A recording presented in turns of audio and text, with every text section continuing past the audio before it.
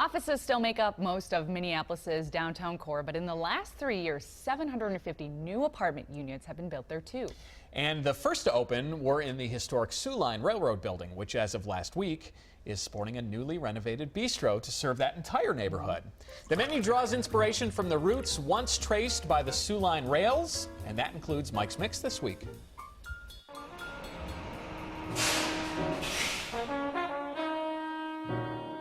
It's a little bit French, a little bit Southern, and a whole lot of American. The new place downtown is actually two new spaces that share the same owner and the same sensibility. So Mercury Dining Room and Rail, modern neighborhood bistro, Shindig on the other side of the hall, event space. You know, we'll do weddings, parties, corporate meetings, board meetings. Award-winning Brasserie Centrale was here until last year, a place with stellar food and cocktails, but not really a neighborhood hangout.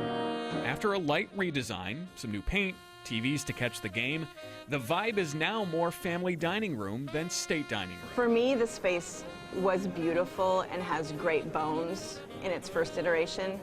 Now I think it's just about being a little bit more modern and a little bit more light and airy. It's brighter in here for sure.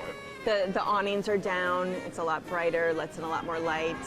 You know, next spring and summer we hope to open all of these windows open up to the streetscape. And because the food ranges from breakfast to brunch to lunch and dinner, the cocktail choices do too, like the Fauché Fizz. Absolutely a brunch drink. What's in it? It smells wonderful. What you're probably smelling is our fresh grapefruit juice that we do juice in-house. And we also have some Lillet Rose, which is a French liqueur, and yellow chartreuse, which is kind of the botanical flavor. So you get a nice mix of your citrus, your botanicals, and a little bit of sweetness as well. And then we top it off with some Prosecco. Some bubbles. A little later in the day, maybe you switch to the Mercury Express, right? Absolutely, a little bourbon, as well as Aperol, which is an Italian liqueur. So that does also have those more herbal flavors. Is it a heavy drink?